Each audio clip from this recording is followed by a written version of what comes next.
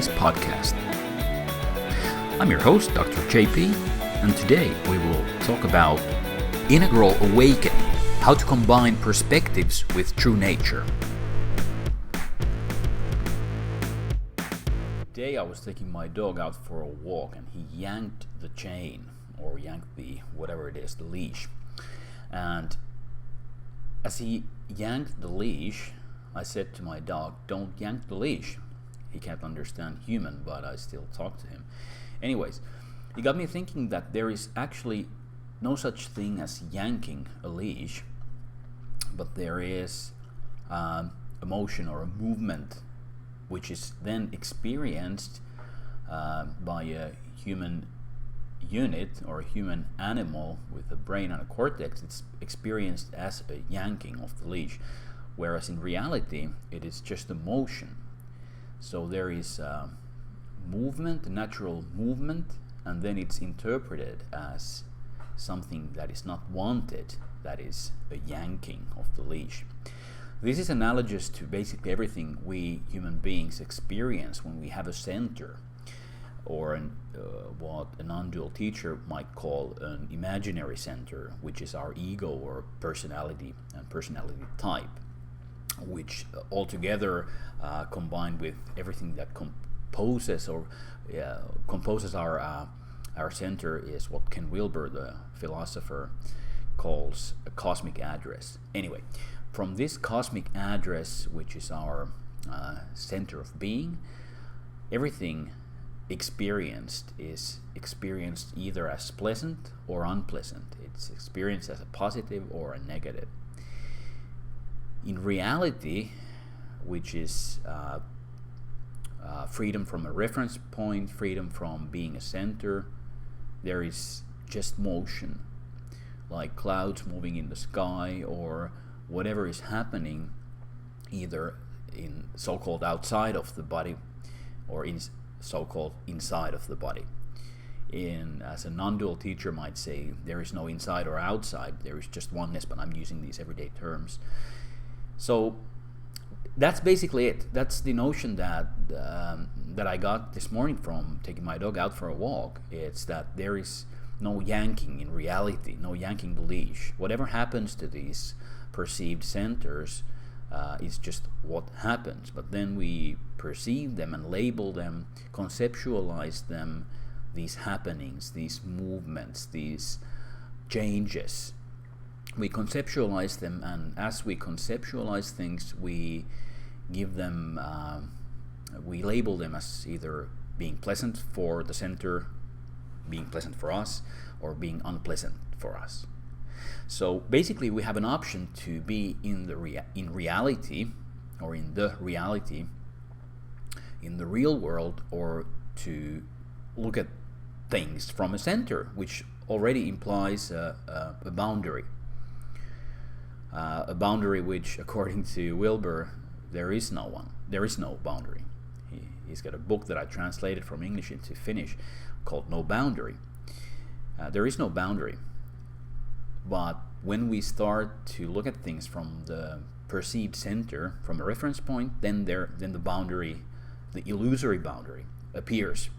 And being an illusory boundary, there is basically nothing that can hurt us. In the Course of Miracles, they say something to the effect that nothing that is real can be harmed, or something like that. And that's quite accurate, in my opinion.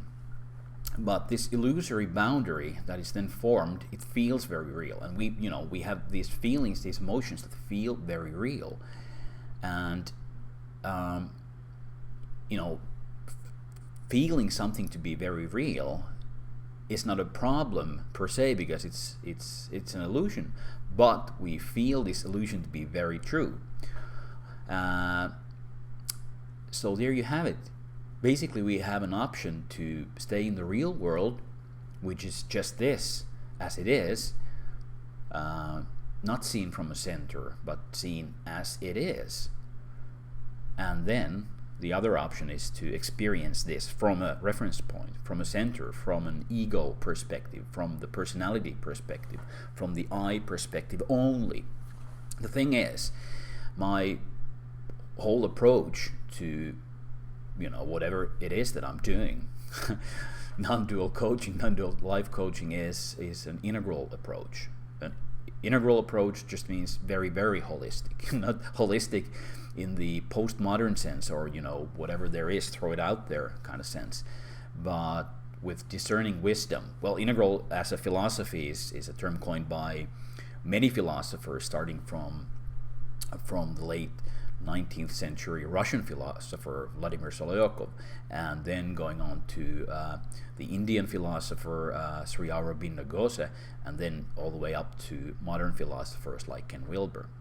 So with the integral approach, how I want to contribute to the non-dual side of things is that the I perspective, the individual perspective, is very valid, but it needs to be supplemented with two other perspectives. The we perspective, which is the intersubjective perspective, that is goodness. How do we experience goodness in the world? Whereas the I perspective is whatever is pleasing to this unit, this reference point. And it's a very valid perspective, because if we leave that by the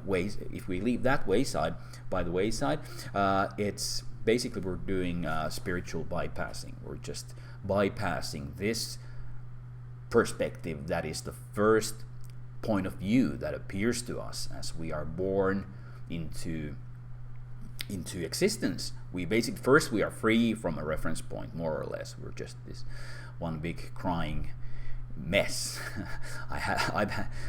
I'm blessed with having 3 children, so I kind of know the early years, which it's, kids are basically free from a reference point. But then naturally the reference point, the ego, starts to appear.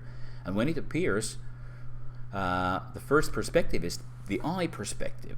And then as we mature, we begin to have the we perspective, the intersubjective perspective. We become part of a group, part of a family, part of our siblings perhaps, and then part of the school class, and then part of a work community, and so on. And that is, if that perspective fails to arise, then we're just basically unfit for society. So, but then the third perspective, which is the objective, it perspective, starts to arise. First, in the sense that we start to take a third-person view of things, which means the arising of science, arising of objective measurements.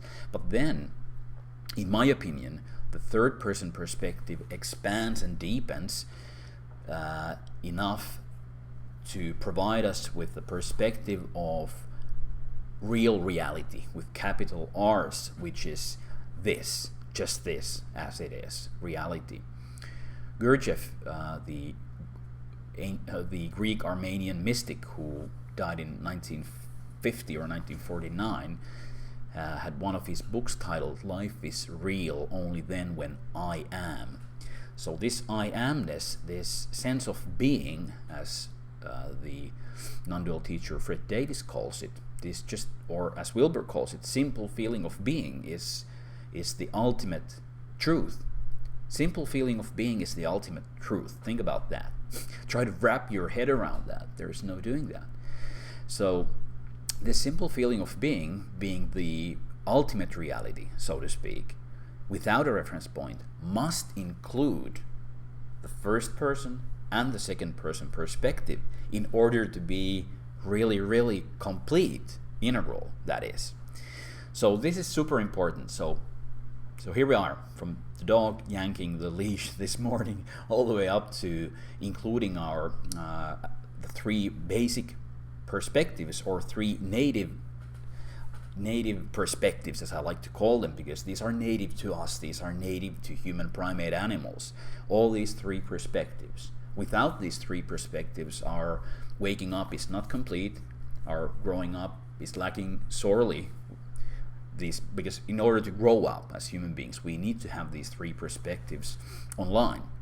In order to wake up to our true nature, or to true nature, which is just this, as it is, the simple feeling of being, we need to include these 3 separate perspectives. And it happens in a way that first we need to, as they arise naturally, they're native, then we need to kind of consciously, as we grow towards the third person perspective, the objective perspective, the reality, so to speak, we need to, as if, well, yank them apart. We need to separate them.